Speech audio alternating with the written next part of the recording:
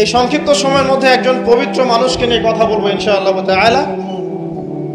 সমসাময়িক প্রেক্ষাপটে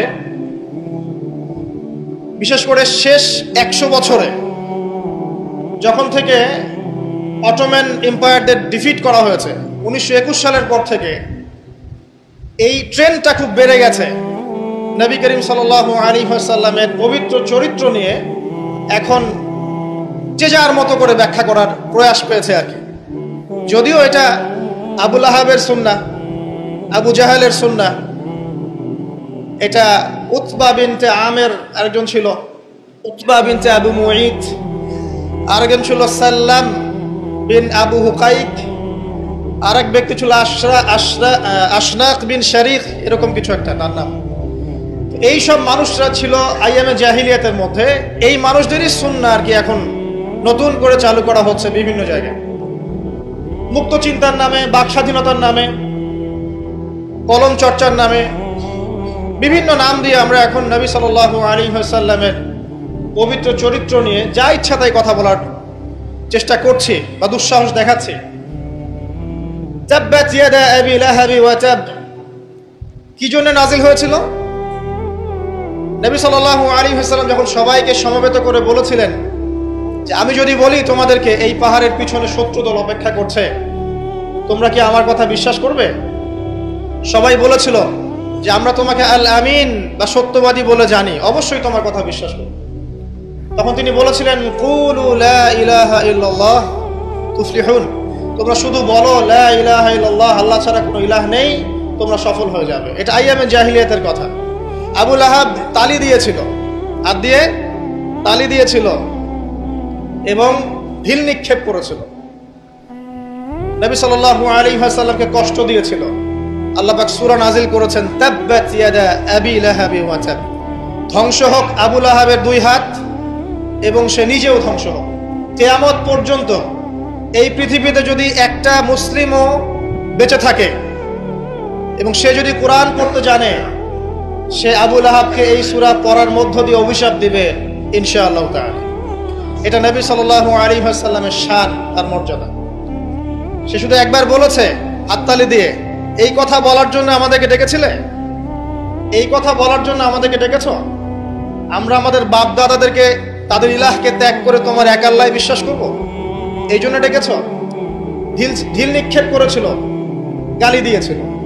তার আপন চাচা নবী সাল্লাল্লাহু আলাইহি ওয়াসাল্লামের আপন চাচা, আল্লাহ পাক আয়াত নাজিল করলেন আবু লাহাব ধ্বংস হোক এবং সে নিজেও।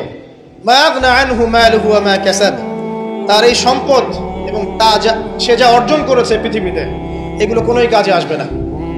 সায়াসলা নারান যাতা লাহাব, শীঘ্রই অচিরেই, সায়াসলা অচিরেই সে প্রবেশ করবে এমন আগুনে যে আগুন লাল অগ্নিশিখা নির্বাপিত করছে। সাথে ওয়ামরাতুহু, তার স্ত্রীও, হাম্মালাতাল হাতাব, যে কিনা কি করত? হাম্মালাতাল হাতাব, খড়কুটা বহন করত, নবী সাল্লাল্লাহু আলাইহি ওয়াসাল্লামের আঙ্গিনায় ফেলতো। ফি জিদিহা হাবলুম মিন মাসাদ, তার গলায় থাকবে খেজুর পাকানো রশি, এটাতে আযাব দেওয়া হবে নাউযুবিল্লাহ। কিয়ামত পর্যন্ত যত মানুষ বেঁচে থাকবে মুসলিম, যারা কোরআন পড়বে, ছোট হোক বড় হোক, ধনী গরিব, সাদা কালো, যে কোনো জায়গার, যে কোনো জাতির, যে কোনো বর্ণের, যে কোনো রঙের, আবু লাহাবকে সে কিয়ামত পর্যন্ত গালি দিতে থাকবে। এটা আল্লাহ পাকের বিচার। আর পরকালে তো তার জন্য যন্ত্রণাদায়ক শাস্তি অপেক্ষা করছে। আরেকজন ব্যক্তি ছিল যার নাম উতাইবা, এ আবু লাহাবেরই ছেলে। একদিন নবী সাল্লাল্লাহু আলাইহি ওয়াসাল্লামকে সে গিয়ে বলছে ওয়ান নাজমি ইযা হাওয়া, এই সূরার এই প্রথম দিকের আয়াতগুলো আমি বিশ্বাস করি না। এক পর্যায়ে নবী সাল্লাল্লাহু আলাইহি ওয়াসাল্লামের সাথে বাকবিতণ্ডা করতে লাগলো। আমাদের নবীজি তো তর্ক করতেন না, স্বল্পভাষী, মিষ্টিভাষী, নরম মানুষ ছিলেন, তর্ক করতেন না, নিজে কাউকে কখনো একটা থাপ্পড়ও দেননি, এমন মানুষ ছিলেন। তো সেই মানুষটাকে সে মুখে থুতু নিক্ষেপ করেছিল, তবে এই থুতুটা তার মুখ পর্যন্ত পৌঁছে নাই, আল্লাহ পাক পৌঁছাতে দেননি। আরো কষ্ট দেওয়ার জন্য তার জামা টানা হেঁচড়া করছিল। আর রাহিকুল মাখতুম বইয়ের মধ্যেই আছে, পড়ে দেখবেন। আল্লামা সফিউর রহমান মোবারকপুরি রাহিমাহুল্লাহ রচিত আর রাহিকুল মাখতুম, যেটা 1187টা বা 85টা বইয়ের মধ্যে ফার্স্ট প্রাইজ পেয়েছে, প্রথম স্থান অধিকার করেছে এই বই। এখানেই লেখা আছে। তো নবী সাল্লাল্লাহু আলাইহি ওয়াসাল্লাম কষ্ট পেয়েছিলেন, কষ্টে তখন তিনি বলেছেন আল্লাহর কাছে, ওই মুহূর্তে বলেছেন, আল্লাহ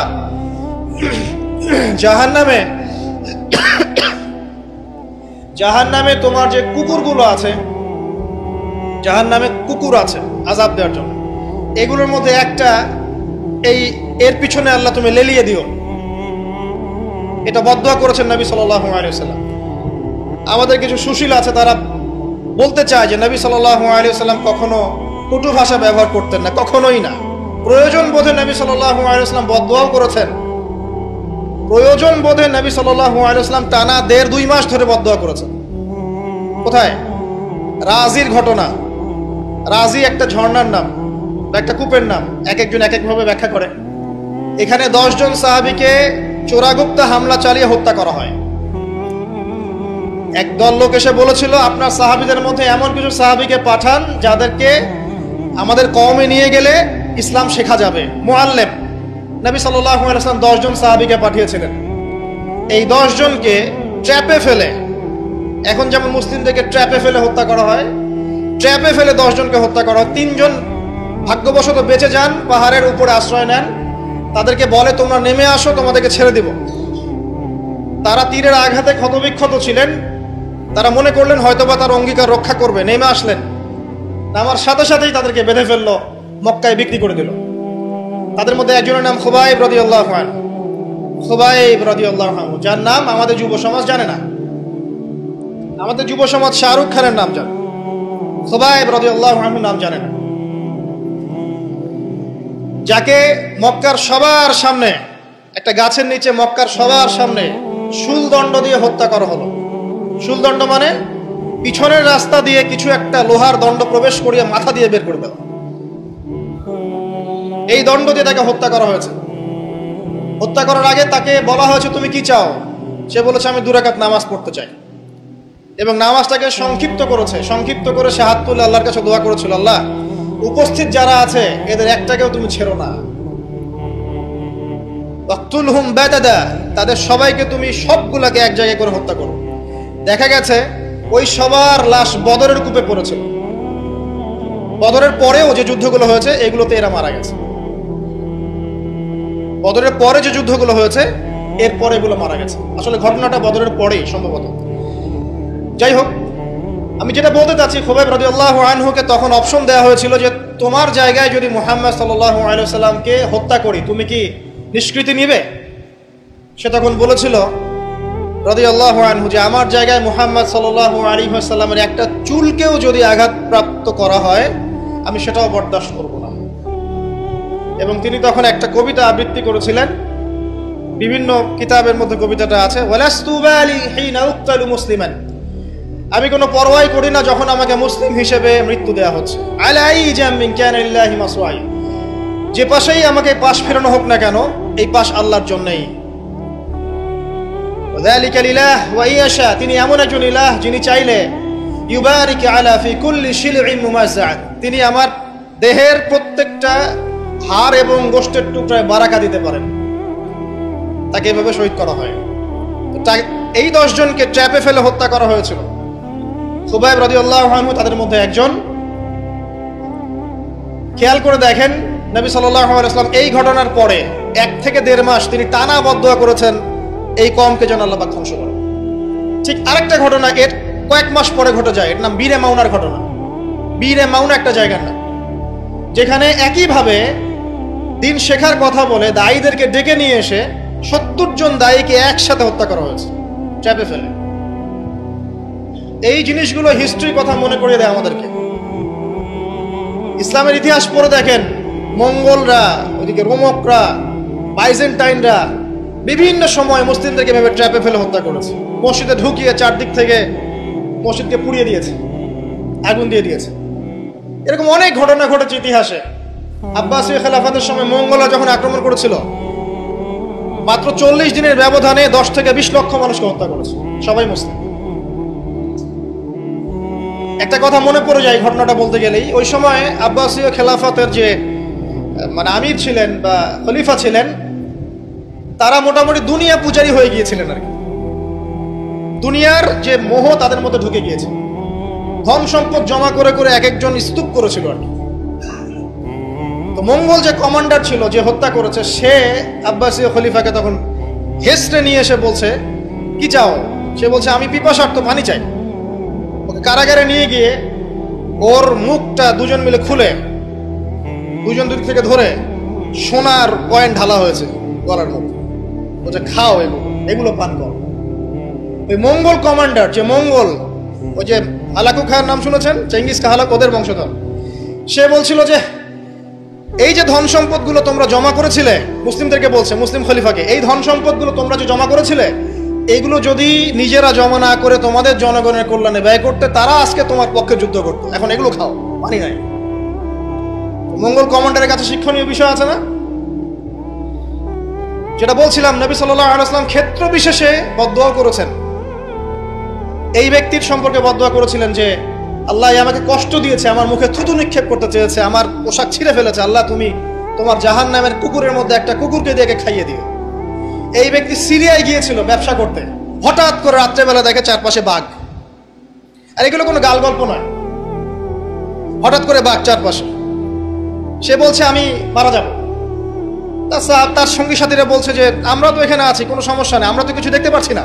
সে বলছে, না, আমি যা দেখতে পাচ্ছি তোমরা দেখতে পাচ্ছ না। রাতের অন্ধকারে ঠিকই একটা বাঘ এসে তার গলা গর্দান ছিঁড়ে নিয়ে চলে গেছে। ওই যে বদদুয়া নবী সাল্লাল্লাহু আলাইহি ওয়াসাল্লামের, এই যে ফল। আরেকদিন নবী সাল্লাল্লাহু আলাইহি ওয়াসাল্লাম নামাজ পড়ছেন কাবার হাতিমে, সেজদা দিয়েছেন। উকবা বিন আবি মুঈত, একজন কাফের, ওই যে উটের, বড় উটের ঘটনা জানেন না, উটের নাড়ি ভুড়ি নিয়ে এসে তার গর্দানে গলায় চাপিয়ে দিল, আর পা দিয়ে নবী সাল্লাল্লাহু আলাইহি ওয়াসাল্লামের গালটাকে ঠেসা দিয়েছিল, যাতে প্রায় তার চোখ বের হয়ে আসতেছে এমন একটা অবস্থা। যদি কাউকে এভাবে চাপ দেওয়া হয় খুব জোরে, চোখটা লাল হয়ে যাবে না? এইভাবে স্পষ্ট লেখা আছে সিরাতের গ্রন্থগুলোতে। নবী সাল্লাল্লাহু আলাইহি ওয়াসাল্লামকে এই অবস্থা থেকে উদ্ধার করলেন তার মেয়ে ফাতিমা রাদিয়াল্লাহু আনহা। আল্লাহর নবী প্রচন্ড কষ্ট পেলেন এই দিন, প্রচন্ড কষ্ট, এবং হাত তুলে তিনি একটা একটা করে নাম উল্লেখ করতে থাকলেন। আল্লাহ, আবু জাহেল ইবনে হিশাম, উকবা বিন আবি মুঈত, উতবা, শাইবা, রাবিয়া, নাম উল্লেখ করতে থাকলেন। আল্লাহ, এদেরকে তুমি ছেড়ো না, এদেরকে দেখে নিও।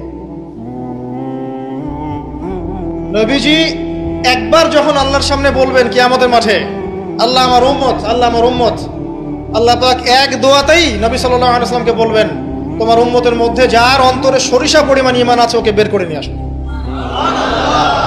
সেই মানুষ যদি বদদুয়া করে নাম ধরে, তাদের কি অবস্থা হবে এবার চিন্তা করেন। সেই মানুষের শান, তার মর্যাদা, তার চরিত্র নিয়ে কেউ যদি কথা বলে, কটূক্তি করে, তার অবস্থা পরকালে কি হবে চিন্তা করেন। দুনিয়াতে হয়তো কিছু হবে না, হয়তো পার পেয়ে যাবে, এই দুনিয়াটা চূড়ান্ত ফলাফলের জায়গা নয়।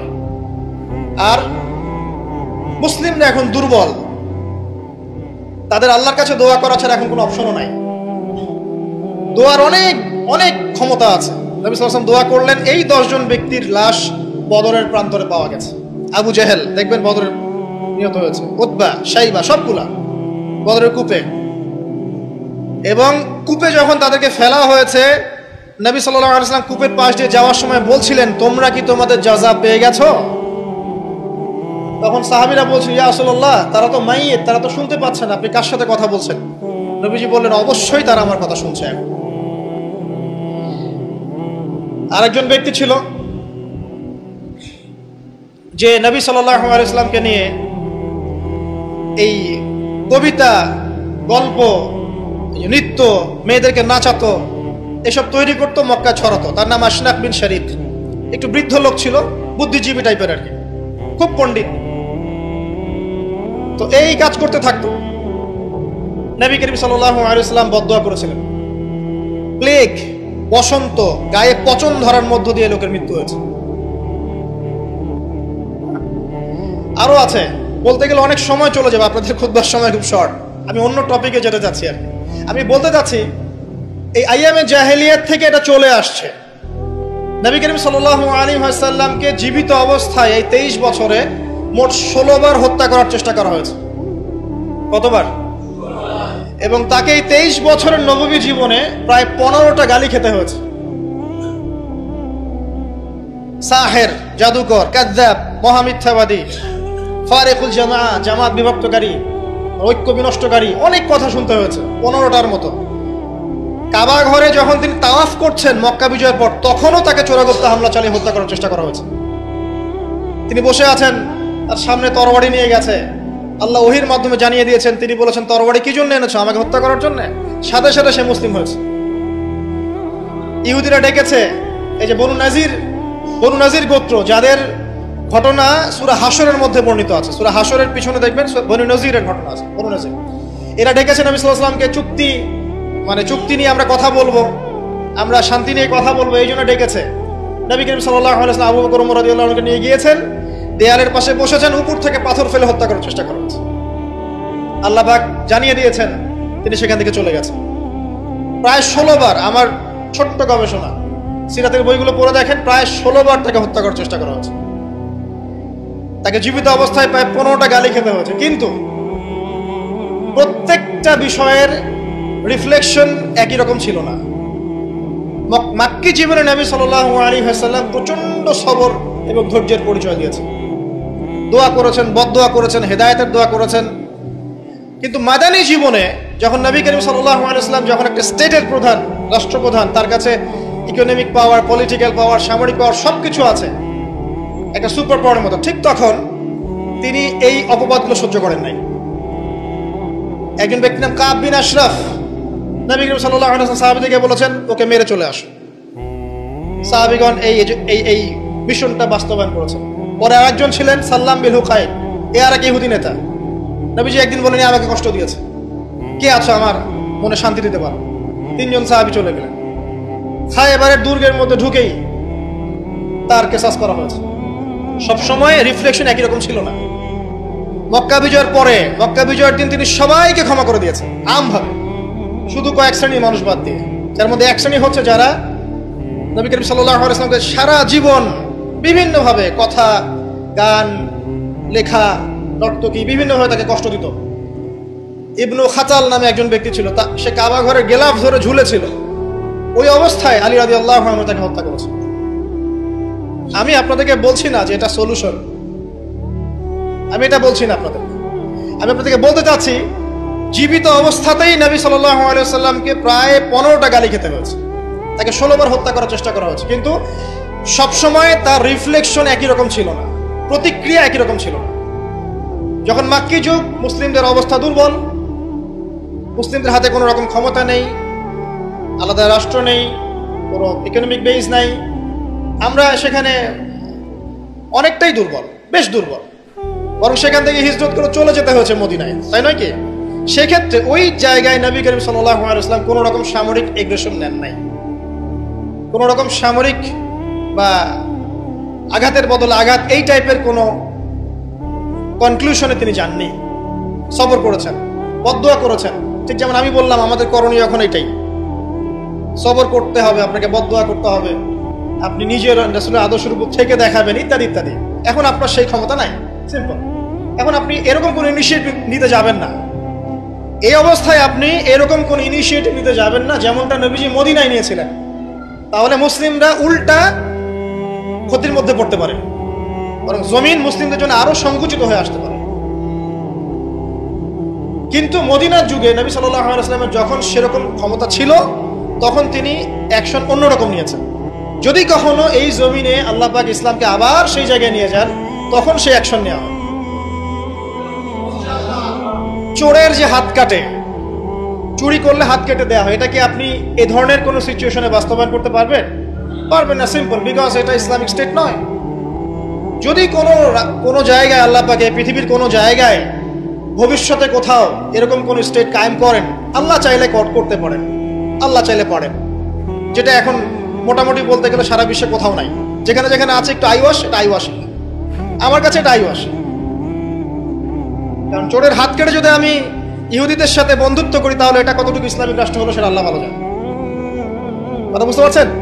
চোরের হাত কাটলাম ঠিকই, কিন্তু আমি এদিকে আমার ইকোনমিক সেকশনে, সামরিক সেকশনে সব ইহুদি খ্রিস্টানদের সাথে আমি বন্ধুত্ব করে রেখেছি, এটা কতটুকু ইসলামিক স্টেট আল্লাহ ভালো জানেন। যাই হোক, ওদেরকে নিয়ে মাথা ব্যথা নাই। বিষয়টা হচ্ছে যদি কখনো আল্লাহ পাক এমন কোনো জায়গা দেন মুসলিমদেরকে ভবিষ্যতে, তখন চোরের হাত ঠিকই কাটা হবে, তখন ব্যভিচারের শাস্তি ঠিকই দেওয়া হবে, জেনার জন্য বেত্রাঘাত করা হবে, ইত্যাদি ইত্যাদি। কিন্তু সেটা তো আপনি এখন করতে পারবেন না। তাই এখন কোনো আত্মঘাতী অবস্থায় যাবেন না, এটা সবচেয়ে বড় কথা। আমার আগে সবচেয়ে প্রথম নসিহত, নবী করিম সাল্লাল্লাহু আলাইহি ওয়াসাল্লামকে নিয়ে অনেক কথাবার্তা হচ্ছে, চারপাশে হবে, এমন কোনো আত্মঘাতী পদক্ষেপ নেবেন না যাতে ইসলাম আরো সংকুচিত হয়, মুসলিমদের অবস্থা আরো খারাপ হবে। এখন কি করবেন সেটা আমি আগে বলছি। প্রথম কথা হচ্ছে, এখন আপনাকে আমাকে নিজেকে আগে নবী সাল্লাল্লাহু আলাইহি ওয়াসাল্লামের সুন্নতের উপর দাঁড়াতে হবে। আমি প্রতিদিন ক্লিন শেভ করি, আর নবী সাল্লাল্লাহু আলাইহি ওয়াসাল্লামকে কেউ কটূক্তি করেছে, তাকে নিয়ে আমার মাথা ব্যথার শেষ নাই। আগে নিজের গালে দাড়ি নিয়ে আসো তুমি। আমি 5 ওয়াক্ত সালাতই আদায় করি না, ইসলামকে নিয়ে কেউ যদি ব্যঙ্গ করে, আমি এমন শোডাউন শুরু করি যাতে মনে হয় আমি একমাত্র পাক্কা মুসলিম, আর কেউ মুসলিমই না। আগে নামাজ পড়েন 5 ওয়াক্ত, নবীর সুন্নাহগুলো নিজের উপর আগে ইমপ্লিমেন্ট করেন, নিজের উপর আগে বাস্তবায়ন করেন। সবার আগে এটা কাজ আমাদের। দ্বিতীয় কাজ কি? নিজের পরিবারের মধ্যে ইসলামের নবী সাল্লাল্লাহু আলাইহি ওয়াসাল্লামের যে সুন্নাহগুলো আছে এটা বাস্তবায়ন করা। এখানে তো কেউ আপনাকে চাপ প্রয়োগ করছে না। আপনি চাইলে আপনার পরিবারটাকে ইসলামিক পরিবার হিসেবে গড়ে তুলতে পারেন। এটা আপনার প্রথম দায়িত্ব, প্রথম দিকের কাজ। নবীর সুন্নাহর উপর থেকে মানুষকেও সুন্নাহর দিকে ডাকা, এটা কাজ। নবীর আদর্শে নিজে আগে এস্টাবলিশ হয়ে দেখানো যে এটাই নবীর সুন্নাহ। আজকে আমাদেরকে দেখলে অনেক সময় মানুষ বাজে মন্তব্য করে, মুসলিমরা যে মাপে কম দিচ্ছে, মুসলিমরা মজুদ করছে, মুসলিমরা সুদ খাচ্ছে, মুসলিমরা ঘুষ নিচ্ছে, মুসলিমরা দুর্নীতি করছে, মুসলিমদের দিকে আঙ্গুল তুলছে সবাই। এই জিনিসগুলো কি নবীর আদর্শ? আমরা তো নিজেরাই নবী করিম সাল্লাল্লাহু আলাইহি ওয়াসাল্লামের আদর্শের উপর অ্যাপ্রোপ্রিয়েটলি থাকতে পারছি না, তাহলে আমরা কি সত্যিকার অর্থেই আদর্শ উম্মাহ হতে পেরেছি? আমাদের প্রথম কাজ আগে এইটা, আগে নিজের উপর এটা ইমপ্লিমেন্ট করা। দেখবেন এভাবে যখন আমরা প্রত্যেকেই নবীর সুন্নাহ মেনে চলবো, জীবনে, পারিবারিক জীবনে, ইবাদতে, অর্থনীতিতে, সমাজে, চলাফেরায়, মুআমালাতে, দেখবেন ইনশাআল্লাহ তাআলা আস্তে আস্তে আস্তে আস্তে দেখবেন পরিবেশ পরিস্থিতি সব পরিবর্তন হবে। তাই প্রথম নসিহত, অনেকেই কিছু উগ্রপন্থী কমেন্ট করে থাকেন ফেসবুকে, এইটা ওইটা, এগুলোতে যাবেন না প্রিয় ভাইয়েরা। এগুলো আমাদের দিনের জন্য উল্টা ক্ষতি ডেকে আনবে। এবং যারা ইচ্ছাকৃতভাবে মুসলিমদেরকে উস্কায়, তারা চায় যে মুসলিমরা এমন কোনো কাজ করুক যাতে তারা মুসলিমদেরকে ডমিনেট করার কোনো সুযোগ খুঁজে পায়। আত্মঘাতী কোনো পদক্ষেপে যাবেন না, এটা আমার প্রথম নসিহত।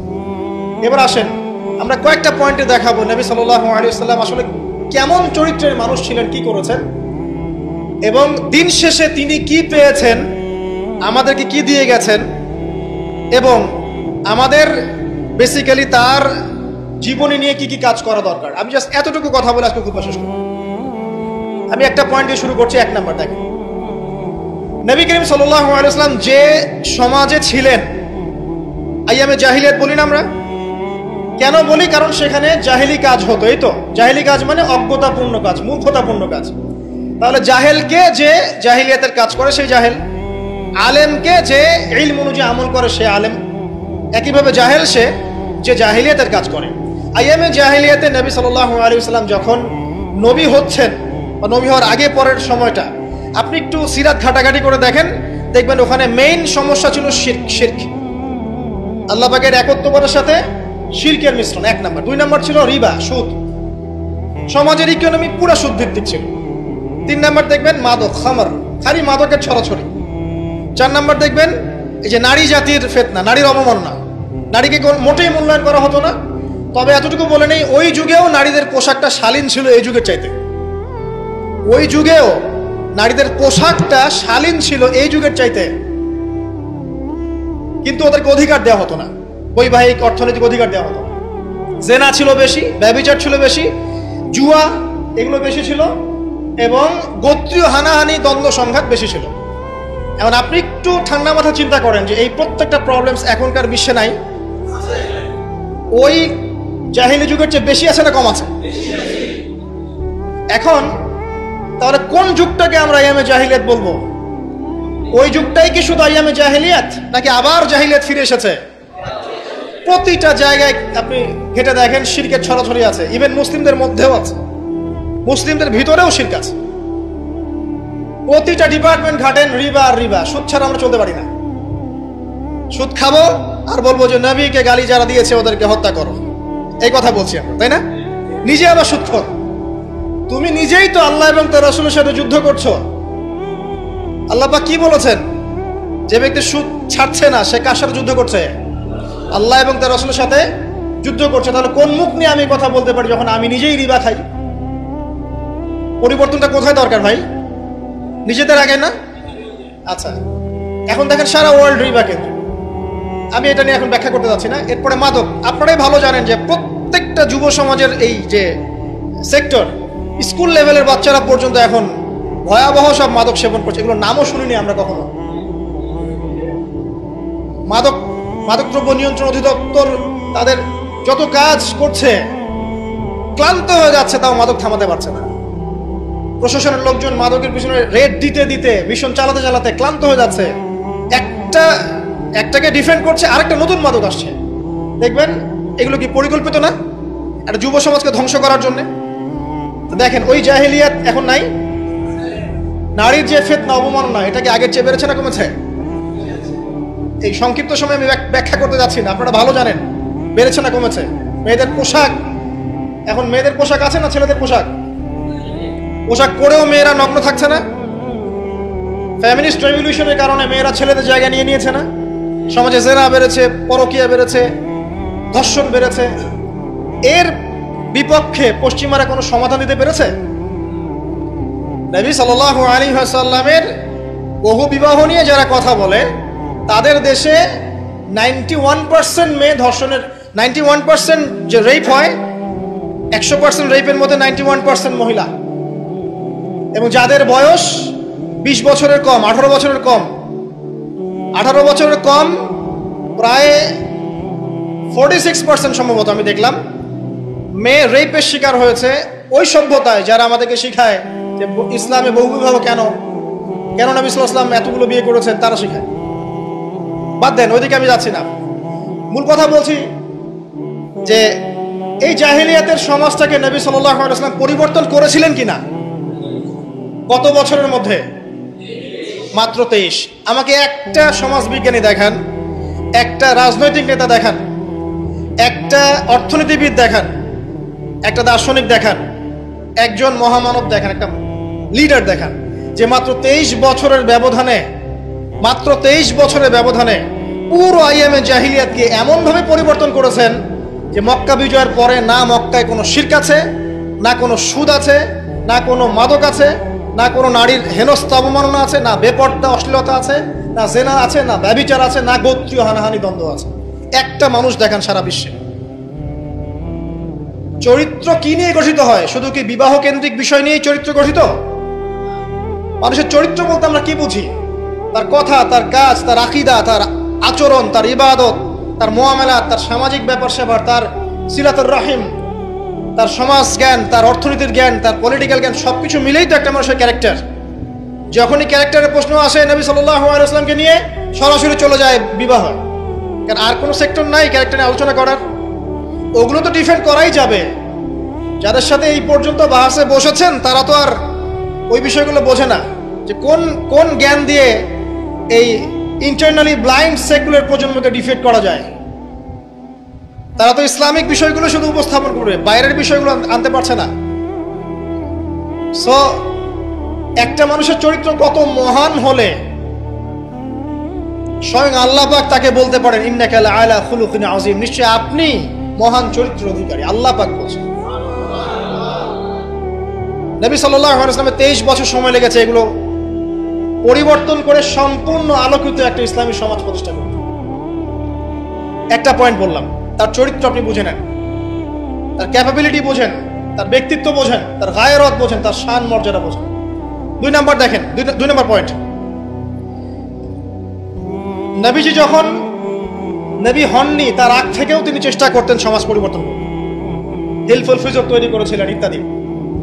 40 বছর বয়সে যখন ওহী আসলো, 40 বছর বয়সে যখন ওহী আসলো, কি আসলো? আল কোরআন এবং তার ব্যাখ্যা সুন্নাহ। এই কোরআন এবং সুন্নাহকে কাজে লাগিয়ে, এর শিক্ষা দিয়ে, এর জ্ঞানটাকে প্রচার করে, মানুষের মধ্যে এর জ্ঞানটাকে ইনস্টল করে নবী সাল্লাল্লাহু আলাইহি ওয়াসাল্লাম পুরো সমাজটাকে সংস্কার করলেন। তাহলে এই যে জ্ঞানতাত্ত্বিক বিপ্লব, আমরা যেটা কথা বলি জ্ঞানতাত্ত্বিক বিপ্লব, জ্ঞানের রেভলিউশন, জ্ঞান নিয়ে কথা বলা, শিক্ষা দেওয়া, শিক্ষার মাধ্যমে অজ্ঞতার অন্ধকার দূর করা, কে সবার আগে করেছে এই 1400 বছর হিস্ট্রিতে? যারা এখন আমাদেরকে সায়েন্টিফিক এবং টেকনোলজিক্যাল জ্ঞানের কথা বলে, ওই পশ্চিমা সভ্যতাই, তারা কতদিন হলো সভ্য হয়েছে? কতশো বছর আগে সেখানে ফরাসি বিপ্লব হয়েছে, কত শতাব্দী হলো সেখানে সায়েন্টিফিক এবং টেকনোলজিক্যাল রেভলিউশনগুলো হয়েছে? 100-200 বছর, সর্বোচ্চ 300 বছর। 1400 বছর আগে নবী সাল্লাল্লাহু আলাইহি ওয়াসাল্লাম ইকরা দিয়ে জ্ঞানের রেভলিউশন করেছেন, সাহাবীদেরকে জ্ঞান শিক্ষা দিয়েছেন। কোন জ্ঞান? অভ্রান্ত সত্যের উৎস, ওয়াহির জ্ঞান। ওরা যে জ্ঞান শিখাচ্ছে সেটা কি? বস্তুবাদী জ্ঞান। এখানে পরকাল নাই, এখানে আপনার জিন নাই, মালায়েকা নাই, বেহেশত নাই, জান্নাত নাই, জাহান্নাম নাই, হিসাব নাই, মিজান ফজিলত কিছুই নাই, ঈশ্বর নাই, গডলেস এডুকেশন সিস্টেম। ওদের ভাষায় গড বলেছে, এটা নিয়ে আবার বিতর্কিত করেন না। কথা বলতেও ভয় পাই আমি, না জানি। আর আমি মুসলিমদেরকে বেশি ভয় পাই, কারণ তারাই বিতর্কিত করতে বেশি পছন্দ করে। গডলেস বলতে বুঝিয়েছি তাদের ভাষায় ঈশ্বরহীন একটা সিস্টেম। তো আমরা জ্ঞানের যে সিলসিলা দিয়েছি 1400 বছর আগে, ইকরা বিসমি রাব্বিকাল্লাযী খলাক দিয়ে, প্রত্যেকটা সাহাবী আবু বকর, ওমর, ওসমান, আলী থেকে শুরু করে একদম শেষ পর্যন্ত দেখবেন সবাই এই জ্ঞানের আলোয় আলোকিত হয়েই সমাজ পরিবর্তন করেছে। মক্কার 13 বছরে আমরা ছিলাম, একজন সাহাবী কি কোনো কাফেরের উপর হাত তুলেছিল? দেখাতে পারবেন?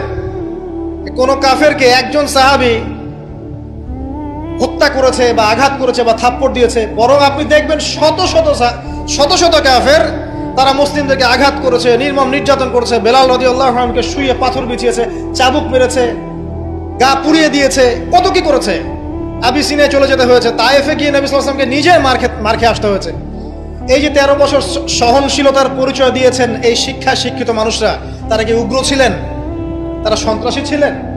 তাদেরকে কি তরবারির জোরে ইসলাম কবুল করানো হয়েছে? এই 13 বছর যে সাহাবীরা ইসলাম কবুল করেছেন তারাই তো পরে বদর যুদ্ধ করেছে, পরে উহুদে গিয়েছেন, পরে খন্দক খায়বারে গিয়েছেন। এই যে বেসিকটা তৈরি করেছি আমরা মক্কার 13 বছরে, এই 13 বছরটা কি উগ্রতা দিয়ে প্রদর্শন করা হয়েছিল? কোন রকমের আগ্রাসী মনোভাব প্রচার করা হয়েছে? কিচ্ছু করা হয়নি। শুধু জ্ঞানতাত্ত্বিক সলিউশন দেওয়া, জ্ঞান শিক্ষা দেওয়া হয়েছে, কোরআন শিক্ষা দেওয়া হয়েছে, হাদিস শিক্ষা দেওয়া হয়েছে। এই শিক্ষার মধ্য দিয়ে যখন ভিতরটা পরিবর্তন হয়েছে, তখন মানুষ আল্লাহর কাছে আত্মসমর্পণ করেছে। এই ছিল আমাদের মক্কার 13 বছর।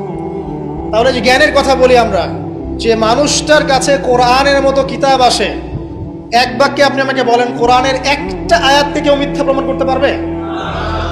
কোরআন কারীমের মধ্যে যাররা পরিমাণ কি মিথ্যা আছে বা অমানবিক কোনো বিষয় আছে? মানুষ ভুলভাবে সেটাকে উপস্থাপন করে, কিন্তু যদি সঠিকভাবে উপস্থাপন করতে পারে বা সৎসাহস থাকে, পশ্চিমকালেও কোরআনে আপনি যাররা পরিমাণ ফল্ট পাবেন না। যালিকাল কিতাব লা রাইবা ফি, কোনো সন্দেহ নাই। এখন বলেন, এত পবিত্র একটা কিতাব একজন পবিত্র মহাপবিত্র সত্তার কাছ থেকে এসেছে, আর একজন জিবরাইল আলাইহিস সালাম ফেরেশতাদের লিডার, তিনি এটা বহন করে এনেছেন। এখন যে মানুষটার উপরে এটা নাজিল করা হচ্ছে, তিনি কত পবিত্র চরিত্রের অধিকারী, এখন আপনি চিন্তা করেন। যদি তার চরিত্রের মধ্যে যাররা পরিমাণ অপবিত্রতা থাকতো, তাহলে কোরআন কি তার উপর নাজিল হতো? আপনারা বুঝতে পারছেন? মনে করেন আমাদের চরিত্রে কি অসংখ্য অপবিত্রতা আছে না? আমার উপরে কি আল্লাহর নূর, আল্লাহর এই যে কিতাব, ওহী, এগুলো অবতীর্ণ হওয়ার সুযোগ আছে কোনো? নাই। আল্লাহ পাক পবিত্র মানুষদেরকে বাছাই করেন। আল্লাহ রাব্বুল আলামিন সবচেয়ে পবিত্র মানুষকে বাছাই করেছিলেন মহাপবিত্র কিতাব দেওয়ার জন্য। এটাই তো যথেষ্ট তার চরিত্র ব্যাখ্যা করার জন্য। আর কি প্রয়োজন? যার কাছে কোরআন নাজিল হতে পারে, তার চরিত্র নিয়ে কথা বলার কোনো অবকাশই নাই। তিনি যে কাজই করেছেন, যখন যে কথাই বলেছেন, যে ইনিশিয়েটিভ নিয়েছেন, প্রত্যেকটাই আল্লাহর হুকুমেই নিয়েছেন, এর হুকুমের বাইরে কিছু বলেন। শুধু তাই নয়, তার শত্রুরা পর্যন্ত মক্কায় কখনো বলতে পারেনি তিনি মিথ্যাবাদী, তিনি মাপে কম দেন, তিনি ওয়াদা খেলাফ করেন, তিনি অমুক, তিনি তমুক। তার শত্রুরা পর্যন্ত এটা বলতে পারেনি। বরং তার শত্রুরা বলেছিল এভাবে যে তোমাকে আমরা অবিশ্বাস করি না, বরং তুমি যে কোরআনের কথা বলছো এটাকে আমরা অস্বীকার করছি। এটা 2 নম্বর পয়েন্ট। জ্ঞানের রেভলিউশন আমরা দিয়েছি, নবী সাল্লাল্লাহু আলাইহি ওয়াসাল্লাম দিয়েছেন। আর এই জ্ঞান না থাকলে আপনি তো শূন্য। আমরা ঠিকই তো আছি জ্ঞানের উপরে। আর একটা বিষয় সবার কান খুলে শুনে রাখা উচিত, পবিত্র কোরআন এবং সহিহ সুন্নাহ বা নবী সাল্লাল্লাহু আলাইহি ওয়াসাল্লামের সুন্নাহর মধ্যে এমন কোনো বিষয় নাই যেটা ব্যাখ্যা করা হয়নি। এটা মানতে যদি আপনার আপত্তি থাকে, আমরা আপনার সাথে লড়াই করব না, আমরা আপনার সাথে ঝগড়া করব না, বিবাদ করব না, আপনাকে আঘাত করব না। কিন্তু আপনাকে বিনয়ের সাথে বলবো, আপনি আরো 10 বার স্টাডি করেন, আপনি আরো 10 বার স্টাডি করেন, কোরআন এবং সুন্নাহকে আরো 10 বার স্টাডি করেন। আপনি খুঁজে পাবেন ইনশাআল্লাহ কোরআন এবং সুন্নাহর মধ্যে কোনো রকমের ভুল ত্রুটি, মানবতা বিরোধী কিচ্ছু নেই। আল্লাহ পাক আমাদের সবাইকে বোঝার তৌফিক দান করুন। এগুলো রাখেন তো ভাই, কে বুদ্ধি দিচ্ছে? আপনি রাখেন, এটা রাখেন।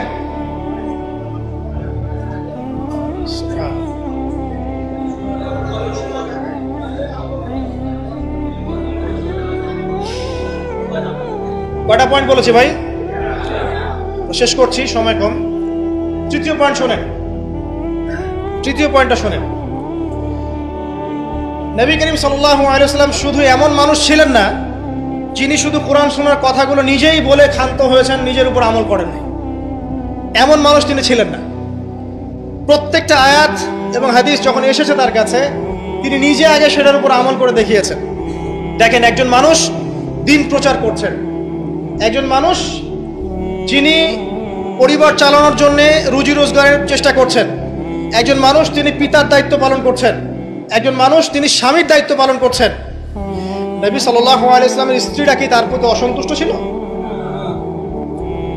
একজন মানুষ যিনি আবার যখন মদিনায় গেছেন তখন সেখানকার সামরিক বিষয় ডিল করছেন, পররাষ্ট্রনীতি অ্যাপ্লাই করছেন, রাজা বাদশাদের কাছে ইসলামের দাওয়াত দিচ্ছেন, যখন প্রয়োজন হচ্ছে তখন বদরের মাঠে তিনি অস্ত্র ধরছেন। একজন মানুষ যে এতগুলো কাজ করছেন, এই ভার্সেটাইল ক্যারেক্টার পাওয়া যাবে একটা মানুষ দেখান মহাবিশ্বে। একটা মানুষকে দেখান যার কাছে এই চরিত্রের সবগুলো দিক আছে, যিনি একজন আদর্শ পিতা, আদর্শ নেতা, আদর্শ অর্থনীতিবিদ, আদর্শ ফিলোসফার, আদর্শ পলিটিশিয়ান, আদর্শ লিডার, কমান্ডার। একটা মানুষ দেখান যার মধ্যে এই সব গুণাবলীর সংমিশ্রণ আছে। তারপরেও কি ব্যাখ্যা করতে হবে যে এই মানুষের চরিত্র আল্লাহ পাক কর্তৃক সার্টিফাইড, এই মানুষ আল্লাহর কর্তৃক মনোনীত একজন বান্দা? আর তো কিছু প্রয়োজন নাই।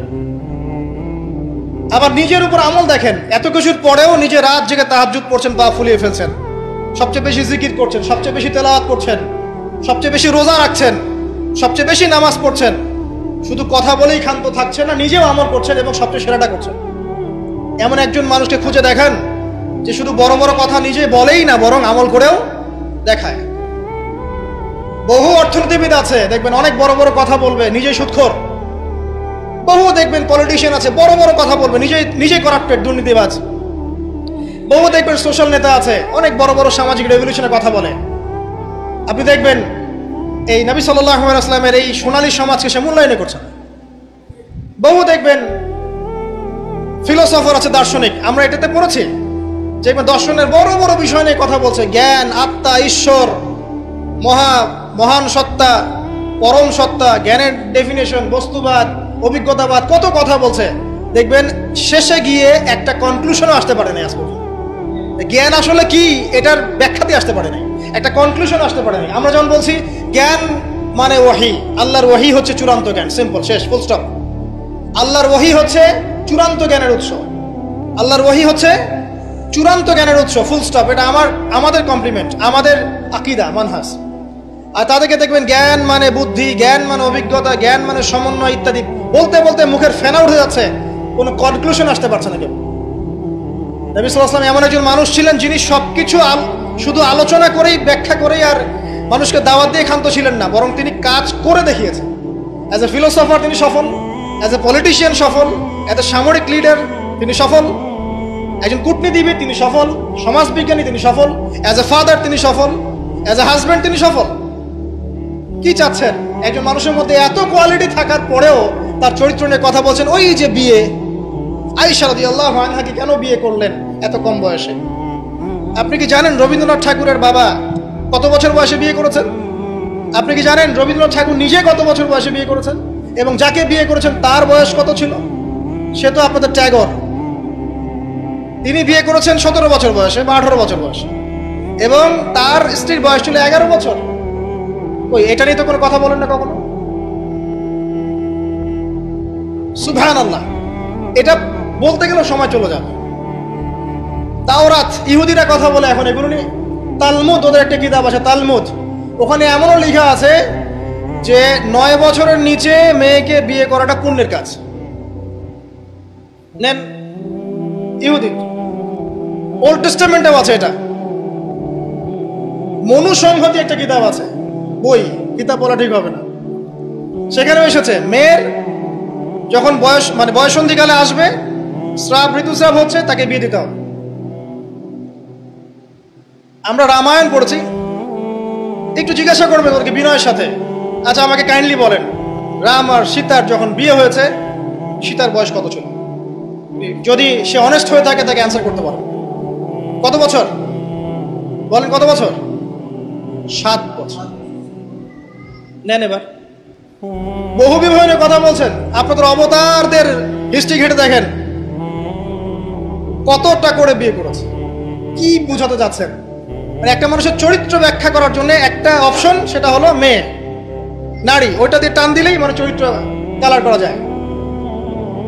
সবচেয়ে বড় কথা শোনেন, হাদিসটা সহিহ বুখারীতে এসেছে, কিন্তু সবচেয়ে বড় কথা হচ্ছে অনেক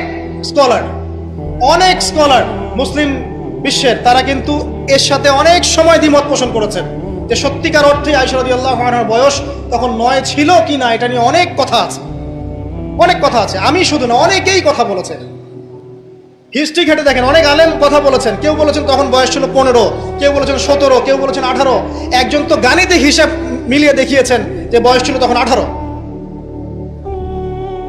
আর একটা কথা আসলেই চোখ বন্ধ করে এটাকে হজম করে নিয়ে আমরা এটাকে ডিফেন্ড করার চেষ্টা করি। সুবহানাল্লাহ। বাদ দেন, ওইদিকে যাচ্ছি না। আমরা এই বিষয়গুলোকে নিয়ে তর্ক করার জন্য খুতবার আয়োজন করছি। তার চরিত্রের যে মৌলিক বিষয়গুলো, এগুলো সমাজের সামনে উপস্থাপন করাটা মূল উদ্দেশ্য। আমি 3টা পয়েন্ট বলেছি, আরেকটা পয়েন্ট বলছি শোনেন। নবী করিম সাল্লাল্লাহু আলাইহি ওয়াসাল্লাম এই যে 23 বছরের জীবনেটা কথা বলেছি, প্রথম 3 বছর গোপনে দাওয়াত দিয়েছেন, এরপর প্রকাশ্যে দাওয়াত দিয়েছেন, ধৈর্যশীল ছিলেন, সবর করেছেন, মার খেয়েছেন, নিজের মাতৃভূমি ছেড়ে চলে গেছেন,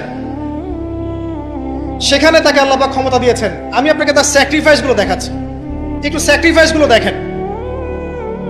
তিনি কি ভালো ঘরের সন্তান ছিলেন না? তার কি টাকা পয়সার অভাব ছিল?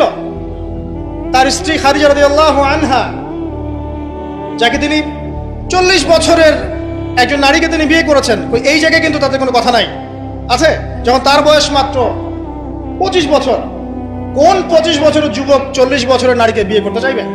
এবং তিনি যতদিন জীবিত ছিলেন ততদিন তিনি আরো স্ত্রী গ্রহণ করেন নাই। বাদ দেন, তার কিন্তু টাকা পয়সা, আধিপত্য, প্রতিপত্তি, বংশের এগুলোর গৌরবের অভাব ছিল না। তারপরেও তার স্যাক্রিফাইসগুলো দেখেন। তিনি মার খাচ্ছেন, তার দাঁত শহীদ হচ্ছে, তার রক্ত ঝরছে, তায়েফে তার রক্ত দিয়ে জুতা আটকে গেছে, তাকে গালি খেতে হচ্ছে, তাকে হত্যা চেষ্টা সহ্য করতে হচ্ছে, আত্মীয় স্বজন তাকে ছেড়ে চলে যাচ্ছে, তাকে অর্থনৈতিক বয়কট করা হচ্ছে, গাছের ছাল পাতাকে শিয়ারে আবু তালেবে 3 বছর তিনি সময় কাটাচ্ছেন, নিজের মাতৃভূমি ছেড়ে চলে যেতে হচ্ছে, কষ্ট, যুদ্ধ করতে হচ্ছে, না খেয়ে থাকতে হচ্ছে, খন্দকের যুদ্ধে নিজের এই পেটের মধ্যে পাথর বেঁধে থাকতে হচ্ছে, পরপর 3 দিন তার ঘরে চুলা জ্বলছে না, তার ঘরে খাবার নাই, এই খেজুরের রস খেয়ে তিনি জীবনযাপন করছেন, তার স্ত্রীদের ঘরেও খাবার নাই। একজন মুসাফির এসেছে, খাবার চাচ্ছে, তিনি বলছেন দেখো আমার স্ত্রীদের ঘরে খাবার আছে কিনা। প্রত্যেকটা স্ত্রীর ঘর সার্চ করে একটা খাবার পাওয়া গেল। স্যাক্রিফাইস করছেন, ঘুম নাই, বিনীত রজনী যাপন করছেন। এই যে শারীরিক কষ্ট, মানসিক কষ্ট, অর্থনৈতিক কষ্ট, দেশ ত্যাগ করা, এই যে কঠিন সবর সংগ্রাম, মুজাহাদা, তার স্বার্থটা কি আমাকে বল? তার কি স্বার্থ? এখানে নবী সাল্লাল্লাহু আলাইহি ওয়াসাল্লামের ব্যক্তি স্বার্থটা কোথায়? তাকে তো আল্লাহ পাক মাকামে মাহমুদ দিয়েছেন, জান্নাতের সর্বোচ্চ মাকাম আল্লাহ পাক তাকে দিয়েছেন। ইন্না আতাইনাকাল কাউসার, তোমাকে আমি কাউসার দিয়েছি, সম্মান দিয়েছে, মর্যাদা দিয়েছে। আলাম ইয়াজিদকা ইয়াতীমান ফাআওয়া ওয়া ওয়াজাদাকা দাল্লান ফাহাদা ওয়া ওয়াজাদাকা আইলান ফাগনা। আছে না সূরা? আলাম নাশরাহ লাকা সাদরাক ওয়া ওয়াদা'না আনকা ওয়িজরাক আল্লাযী আনকাযা যাহরাক ওয়া রাফা'না লাকা যিকরাক। তার জিকির, তার স্মরণকে সম্মানিত করা হয়েছে। সারা দুনিয়ার মানুষ তার নাম শুনলে সাল্লাল্লাহু আলাইহি ওয়াসাল্লাম পড়ে। প্রত্যেকটা মুসলিম এই উম্মতে মুহাম্মাদের মধ্যে, মুসলিম বা নন মুসলিম, হুয়েভার হি ইজ, তার মৃত্যুর পরে তার চেহারা তাকে দেখানো হবে, বলা হবে এই ব্যক্তিকে যাকে তোমাদের কাছে পাঠানো হয়েছে। তিনি আমাদেরকে ভাই বলে সম্বোধন করছেন। তিনি বলছেন, কাশ আমি আমার ভাইদেরকে দেখতে পেতাম। সাহাবীরা বলছেন, আমরা কি আপনার ভাই নই? তিনি বলছেন, না, তোমাদের পরে যারা আসবে আমাকে না দেখেই বিশ্বাস করবে, এরা আমার ভাই। সব নবীকে দোয়া কবুলের ইখতিয়ার দিয়ে দেওয়া হয়েছে। সব নবী দোয়া দুনিয়ায় করে ফেলেছেন। আমাদের নবীজি এত কষ্ট করার পরেও দুনিয়াতে দোয়া করেন নাই। তিনি পরকালে দোয়াটা জমা রেখেছেন, সেটা শাফাআত, আমাদের সবার জন্য শাফাআত করবেন তিনি ইনশাআল্লাহ। এই শাফাআতে সমস্ত কবিরা গুনাহগার ব্যক্তি জান্নাতে যাবে। আমাকে বলেন, সব নবী যখন ইয়া নাফসি করবে, স্বয়ং নবীরা পর্যন্ত, এই নবীর মধ্যে আদম আছেন, নূহ আছেন, মূসা ঈসার মতো নবী আছেন আলাইহিস সালাম, ইব্রাহিম আলাইহিস সালামও আছেন, আবুল আম্বিয়া ওয়াল মুরসালিন। তখন তিনি বলবেন, ইয়া উম্মতি ইয়া উম্মতি। এখন আমাকে বলেন তার স্বার্থ কোথায়? তিনি যে এত হিউজ একটা স্ট্রাগল করলেন সারাটা জীবন ধরে। আমি আপনাকে তার স্ট্রাগলের সর্বশেষ নমুনাটা বলছি। একদম মৃত্যু সজ্জায় যখন তার মৌতের যন্ত্রণা উঠে যায়, তিনি বলছেন মৃত্যুর যন্ত্রণা প্রচন্ড, তিনি এই কথা বলছেন আর চেহারাটা মুছছেন পানি দিয়ে। তখন ফাতিমা রাদিয়াল্লাহু আনহা এসে বলছেন, আমার বাবার কষ্ট, আমার বাবার কষ্ট। আর ফাতিমা রাদিয়াল্লাহু আনহাকে তিনি কানে কানে একটা কথা বললেন। ফাতিমা রাদিয়াল্লাহু আনহা হাসতে শুরু করলেন। তখন আয়েশা রাদিয়াল্লাহু আনহা পরে জিজ্ঞাসা করেছিলেন যে, কি বলেছে তোমাকে তোমার বাবা? তিনি বলেছিলেন যে, আমাকে আমার বাবা বলেছে যে এই যন্ত্রণা তার ইন্তেকাল হবে। তখন আমি কাঁদতে শুরু করলাম। তারপরে আমাকে তিনি বললেন, আমার পরিবারের মধ্যে তুমি সবার আগে আমার সাথে দেখা করবে জান্নাতে। তখন আমি হাসতে শুরু করলাম। এই জায়গায় একটা ঘটনা ছিল, সেটা হলো যখন তিনি প্রচন্ড কষ্ট করছেন মৃত্যুর যন্ত্রণায়, ফাতিমা রাদিয়াল্লাহু আনহা তিনি বলছেন, আমার বাবার কষ্ট। নবী সাল্লাল্লাহু আলাইহি ওয়াসাল্লাম বলছেন, শোনো ফাতিমা, লিসেন, এই স্টেটমেন্টটা খুব ভালো করে শোনেন এবং মন থেকে উপলব্ধি করার চেষ্টা করেন। তিনি বলেছেন, হে ফাতিমা, আজকের পর থেকে তোমার বাবার কোনো কষ্ট থাকবে না। আমার কথা বুঝতে পারছেন না? আজকের পর থেকে তোমার বাবার কোনো কষ্ট থাকবে না, মানে আজকে তিনি জান্নাতুল ফিরদাউসে চলে যাবেন।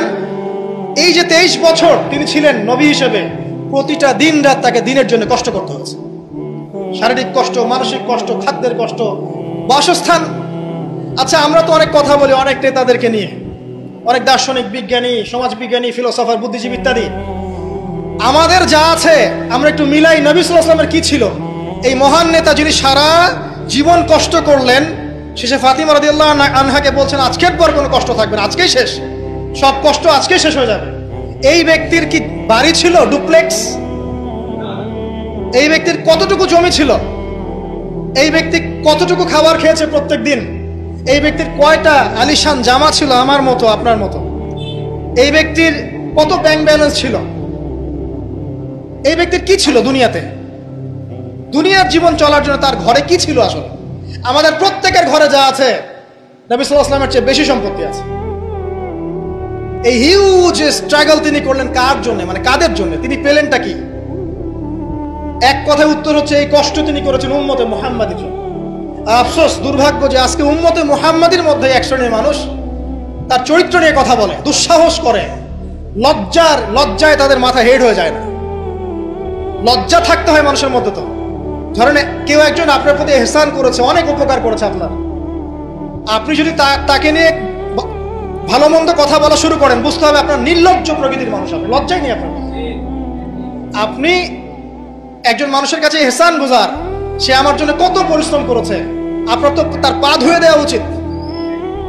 সাহাবা একরাম রাদিয়াল্লাহু আনহুম এই কাজটাই করতেন এবং তারা আল্লাহ এবং তার রাসূলকে আপন মনে করতেন। কোনোদিন তার কাছে গিয়ে কোনো হাত যে পেতেছে কখনো ফিরে আসে নাই খালি হাতে। কোনোদিন কেউ দান চেয়েছে তিনি ফিরিয়ে দেননি। একদিন নামাজে দাঁড়িয়েছেন, ইকামত হওয়ার পরে আবার বাসা চলে গিয়েছে। সাহাবীরা অবাক, কি ব্যাপার? একটু পর ফিরে আসলেন, বললেন আমার কাছে কিছু দিনার ছিল, এগুলো সাদাকা করে দিয়ে তারপরে নামাজে দাঁড়ালেন। সবসময় সত্য বলেছেন, সত্যের উপর ঠেকেছেন, এতিমদের খোঁজ নিয়েছেন, বিধবাদের পাশে ছিলেন, উম্মাহকে ঐক্যবদ্ধ করেছেন, মানুষের মাঝে ভেদাভেদ দূর করেছেন, এক ওয়ান উম্মাহ ন্যাশন গঠন করেছেন, সুদ দূর করেছেন, মাদক দূর করেছেন, শিরক দূর করেছেন, আল্লাহ ভোলা মানুষকে আল্লাহকে চিনিয়েছেন, পরকালকে চিনিয়েছেন, মানুষকে জান্নাতের পথ দেখিয়েছেন। কি করেন নাই? আপনি আমাকে একটা সেক্টর দেখান যেটা মানুষ করার বাকি থাকে, যেটা তিনি করেন নাই, একটা সেক্টর দেখান। তারপরে মহান মানুষের সম্পর্কে আমরা বাজে ধারণা লালন করছি, আজে বাজে কথা বলছি। দেখুন, এখন মুসলিমদের হয়তো কিছু করার নাই, বদদোয়া তারা করবে, এবং এই বদদোয়ায় নিঃসন্দেহে ইফেক্টেড হবে তারা যারা নবী সাল্লাল্লাহু আলাইহি ওয়াসাল্লামের সাথে শত্রুতা করছেন, কোনো সন্দেহ নাই। কিন্তু এমন একটা সময় আসবে, দেখবেন আজকে থেকে 100, 200, 500 বছর, কত বছর আমরা জানি না, যে এই পৃথিবীর বুকে নবী সাল্লাল্লাহু আলাইহি ওয়াসাল্লামকে নিয়ে একটা বাজে মন্তব্য করার মানুষ অবশিষ্ট থাকবে না ইনশাআল্লাহ। এটা আসবেই। কবে? ননসেন্স প্রশ্ন, আমি জানি না, কিন্তু আল্লাহ এবং তার রাসূল কোরআন হাদিসে বলেছেন আসবেই। ওটা না আসা পর্যন্ত কিয়ামত হবে না ইনশাআল্লাহ। আমি আর খুতবা লম্বা করছি না, আর অনেক কথা হয়তো বলতে পারতাম, আমাদের হাতে টাইম কম, শুধু এখানে একটা পয়েন্ট বলে শেষ করে দিব। প্রিয় ভাইয়েরা এবং বোনেরা যারা খুতবা শুনবেন, আমাদের নিজেদের কিছু কাজ আছে। আমি আমভাবে সমস্ত মুসলিমদেরকে অনুরোধ করব, ইনক্লুডিং মি, আমাকে অলসো। সর্বপ্রথম আমাদের কাজ হচ্ছে নবী সাল্লাল্লাহু আলাইহি ওয়াসাল্লামের সুন্নাহগুলোর উপর আমল করা। সবার আগে আমাদের কাজ হচ্ছে নবী সাল্লাল্লাহু আলাইহি ওয়াসাল্লামের পবিত্র জীবনী মুখস্থ করে ফেলা। এখন ওয়াদা করেন আল্লাহর কাছে যে আগামী 1 থেকে 2 মাসের মধ্যে আপনি যে যেখানে পড়াশোনা করছেন করেন, আমার কোনো আপত্তি নাই। নবী সাল্লাল্লাহু আলাইহি ওয়াসাল্লামের পবিত্র জীবনী অন্তত আর রাহিকুল মাখতুম বইটা মুখস্থ করে ফেলবেন। আপনি নিজে কতটুকু জানেন নবী সম্পর্কে, এটা বড় টেস্ট। আমাদের নিজেদেরকে আগে জানতে হবে নবী সম্পর্কে, আমরা জানি কতটুকু। আমি হয়তো অনেক একটু এগ্রেসিভলি কথাগুলো বললাম, কিন্তু এটা দুঃখের সাথে বলছি যে আমাদের যুব সমাজ নবী সাল্লাল্লাহু আলাইহি ওয়াসাল্লামকে চিনে না। তারা জানে না তার নাম কি, তার বংশ কি, তার শৈশব কেমন করে কেটেছে, তার স্ত্রী কতজন, তাদের নাম কি, তিনি মক্কায় কখন কি করেছেন, মদিনায় কি করেছেন, কখন হিজরত করেছেন, তার হাদিসগুলো কি কি। তার 100টা হাদিস তারা কখনো পড়ে দেখে নাই, 10টা হাদিস তারা আরবি সহ বলতে পারে না, তার উপর নাজিলকৃত আল কোরআন পড়ে দেখছে না, পড়া শিখছেও না।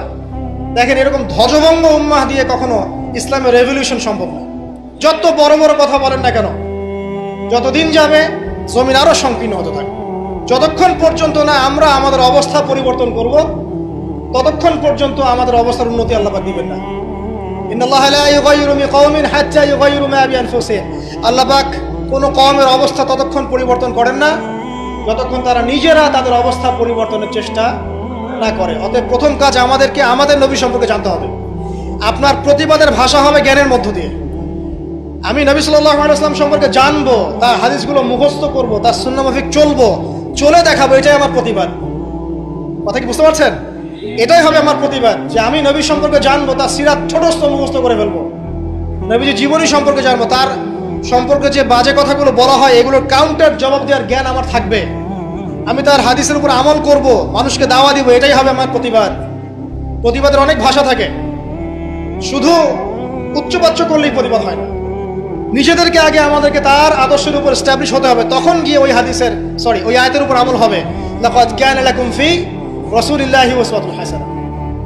এবং এই উসওয়াতুল হাসানাহ আমরা জীবনের সব ক্ষেত্রে বাস্তবায়নের চেষ্টা করবো ইনশাআল্লাহ আযজা ওয়া জাল।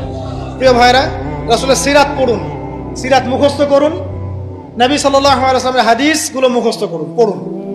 কোরআন অবশ্যই পড়া শিখুন, কোরআনের দাওয়াত মানুষকে দিন। উগ্র পন্থায় যাবেন না, একই সাথে শৈথিল্যতাবাদীও হবেন না, মধ্যম পন্থায় থাকেন, ইসলামের দিকে মানুষকে ডাকতে থাকেন।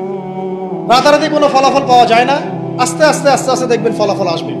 নিজেদের সন্তানদেরকে কোরআন শেখান, হাদিস শেখান, নবীর আদর্শ শেখান, মসজিদ মাদ্রাসাগুলো গড়ে তোলেন, আবাদ করেন, সিলেবাসে পরিবর্তন আনেন, আধুনিকতা নিয়ে আসেন।